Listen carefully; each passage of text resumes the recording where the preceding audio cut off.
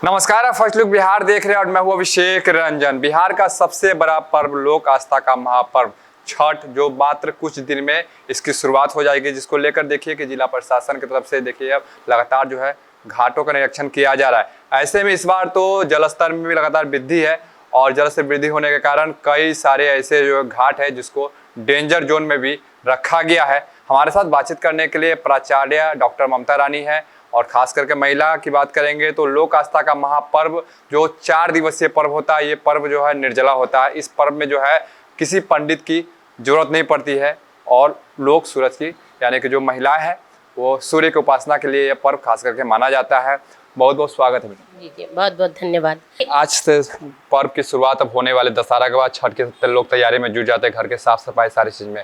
ऐसे में इस बार काफी सारे ऐसे घाट है जहाँ पर डेंजर जोन भी देखा गया। देखिए, इस बार नेपाल से बहुत पानी छोड़ने के कारण कई नदियों में बाढ़ आया, कई जगह स्थिति खतरनाक जरूर है, लेकिन यह पर्व जो लोक आस्था का महापर्व कहा जाता है, ये प्रकृति की सीधे पूजा है। ये पानी में व्रती खड़े होकर और उदयमान सूर्य को और अस्ताचलगामी सूर्य को अर्घ देते हैं। बीच में कुछ भी नहीं, ना कोई पंडित ना कोई मंत्र, तो ये प्रकृति की पूजा है और ये बिहारियों के खास करके आस्था से बहुत गहरा जुड़ा हुआ पर्व है। ऐसे में प्रशासन को इस पर्व के लिए पूरी व्यवस्था करनी चाहिए। दिनों दिन लोगों की संख्या बढ़ रही है, घाटों की संख्या भी बढ़नी चाहिए।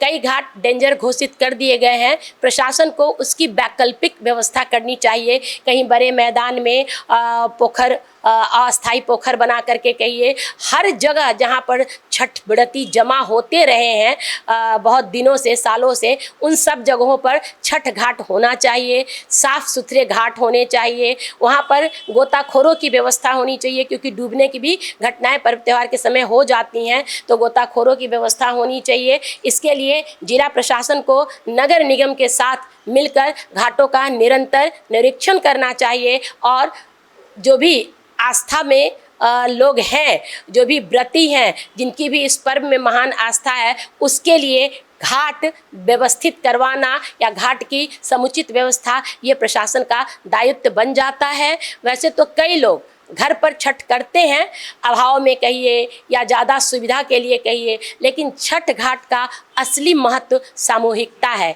यह एक ऐसा पर्व है जिसमें जो टोकरी बिनते हैं वो डोम भैया भी शामिल होते हैं, इसमें जो मट्टी का दिया बनाते हैं कुम्हार भैया शामिल होते हैं, माली भैया शामिल होते हैं, यानी सभी जो वर्ग है उस वर्ग के लोग सामूहिक रूप से जल में खड़ा होकर के और सूर्य की उपासना करते हैं। इसलिए छठ घाटों की विशेष व्यवस्था प्रशासन करे, इसके लिए मैं अनुरोध भी करती हूँ प्रशासन से।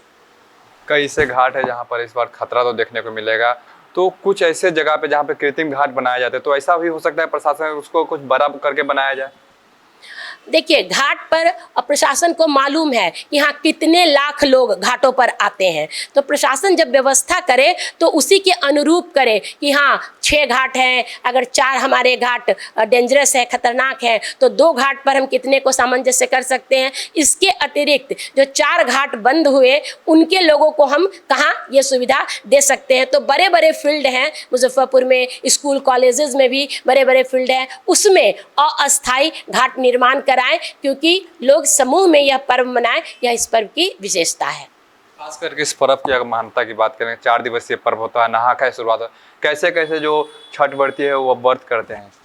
देखिए, मैं तो सबसे पहले छठ मैया को प्रणाम करती हूँ, क्योंकि मैं भी छठ का व्रत रखती हूँ। ये 4 दिनों का व्रत है और गोधन जिस दिन कूटते हैं हम लोग दिवाली के परसों हो करके, उसी दिन से एक तरीके से तैयारी शुरू हो जाती है। गोधन कूट के बहनें बजरी खिलाती हैं भाइयों को, उसके बाद गेहूँ धोती हैं, गेहूँ सुखाती हैं। छठ पर्व एक ऐसा पर्व है जिसमें हम लोग बहुत मान्यता रखते हैं कि कोई चिड़िया, कोई चींटी कोई चीज़ में लग न जाए, प्रसाद उनको चढ़ने वाला जूठा ना हो जाए। तो सभी व्रती गेहूं सुखाते हैं, फिर कल धुलाता है जो आटा चक्की है, धुल के और तब वहाँ गेहूं पीसा जाता है। उसके बाद यह प्रकृति का पर्व इसलिए मैंने कहा कि उस समय जो भी उपज होती है वो सभी हम लोग सूर्य देवता को अर्घ के रूप में, वो ईख कहिए, ओल कहिए, सुथनी कहिए, आंवला कहिए, नींबू कहिए, केला कहिए, सेब कहिए, तमाम चीज़ें, मूली कहिए, सब सब्जियां और तमाम फल सभी चीज़ चढ़ाए जाते हैं,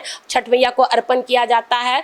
तो और उसके बाद पकवान भी बनाया जाता है जो गुड़ और आटा का ठेकुआ। चीनी चूँकि प्रोसेस्ड होता है मशीन से, इसलिए चीनी का उपयोग नहीं करते। इसमें सब चीज़ बिल्कुल अपने रॉ फॉर्म में इस्तेमाल किया जाता है। तो गुड़ के साथ जो ठेकुआ बनता है और उसके अलावे तमाम चीज़ें व्यवस्था की जाती हैं, हाथी बैठाया जाता है और छठ मैया को जागरण के गीत गाए जाते हैं। उसके बाद हाथी विसर्जित किया जाता है और जब उदीयमान सूर्य को अर्घ देते हैं उससे पहले व्रती नहा खा करते हैं। नहा खा में व्रती तैयारी करते हैं अगले 3 दिन निर्जला रहने की, इसलिए उस दिन कद्दू भात खाया जाता है। अरवा अरवाइन लोग बोलते हैं, अरवा चावल चने की दाल के साथ कद्दू खाते हैं और अपने शरीर को व्रत के लिए तैयार करते हैं। इसका साइंटिफिक भी महत्व है कि प्याज लहसुन खाने से ज़्यादा प्यास लगता है, तो इसलिए उसके बिना खाते हैं। फिर खरना के दिन शाम में हम लोग न्योज निकाला जाता है। कहते हैं कि